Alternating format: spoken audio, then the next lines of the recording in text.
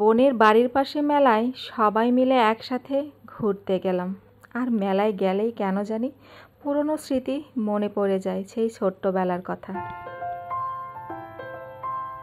আসসালামু আলাইকুম, সবাই কেমন আছেন? আলহামদুলিল্লাহ আমি ভালো আছি।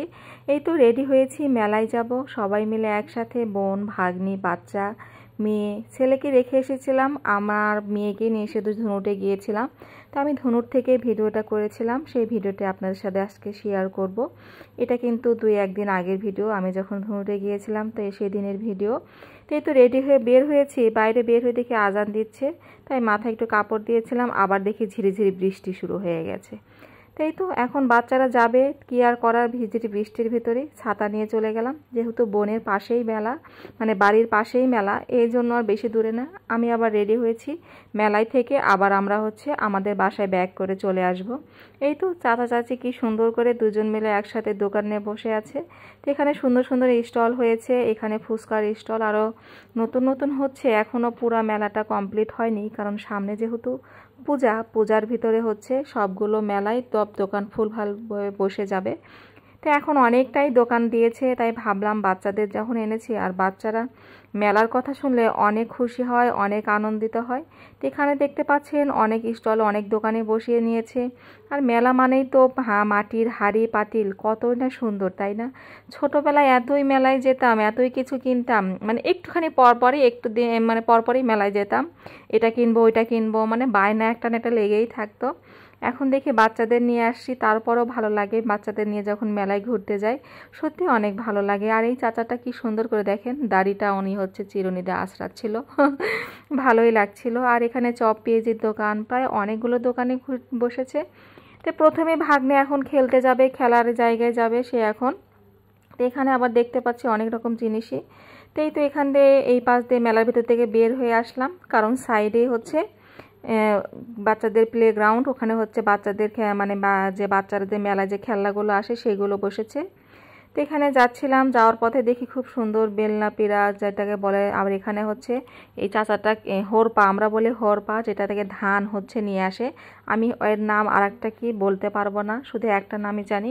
তো অনেকেই বসে থেকে আসলে বাচ্চাদের খেলাগুলো দেখছিল, তারা জাম্পিং খেলছিল, বেশ ভালোই লাগছিল।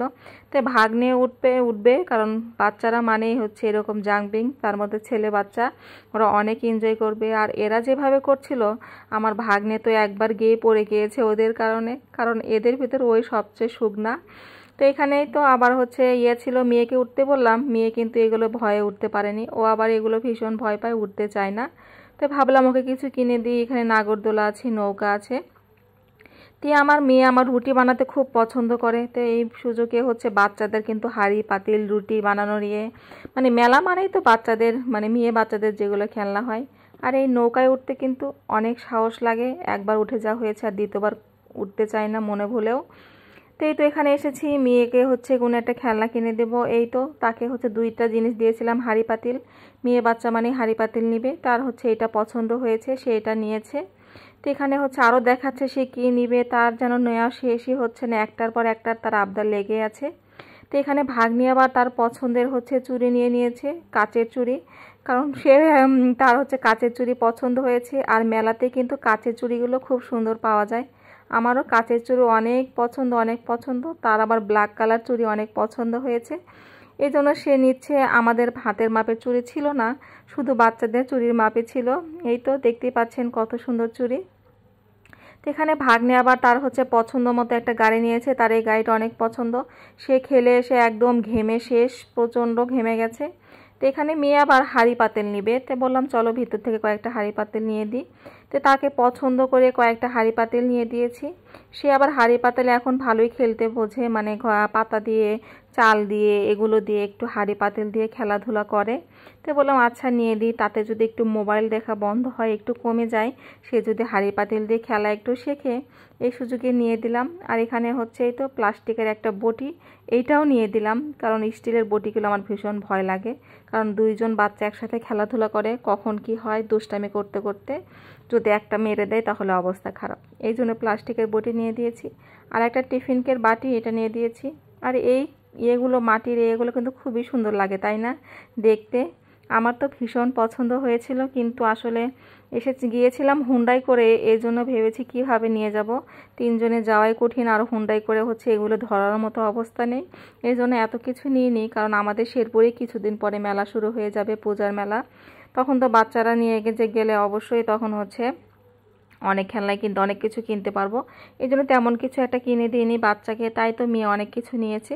তো এখানে তাজমহল দেখতে পাচ্ছি, আর এই তো অনেক সুন্দর সুন্দর সব হচ্ছে এখানে কাঠের দিয়ে বেশ ভালোই লাগছিল। আর হচ্ছে প্লাস্টিকের ফুলগুলো দেখেছি, কারণ সত্যিকারের ফুল ছিল না। তারপরে তো আচার, হঠাৎ করেই আবার আচারের স্মেলে সবাই একদম মুগ্ধ হয়ে গেছে। সবাই আচার দেখেই তো লোভনীয় লাগে, সবাই কিনতে গিয়েছিল। আমার আবার অতটা পছন্দ না। এরপরে বার্গার, আর হচ্ছে এই যে এটা বাচ্চারা বার্গার খাওয়া শুরু করে গেছে। আর এই তো আসার সময় ভাগ্নি আবার হাতে তার পছন্দ মতো এটা এঁকে নিচ্ছে, এটাকে যেন কি বলে আমি ভুলে গেছি, এখন বলতে পারছি না। মানে ছোটোবেলায় আমি তো খুব এটা করতাম, ছোটোবেলার স্মৃতি সত্যি অনেক মনে পড়ছিল। মানে ওর হাতে এরকম আঁকানো দেখে আমিও খুব আঁকাতাম।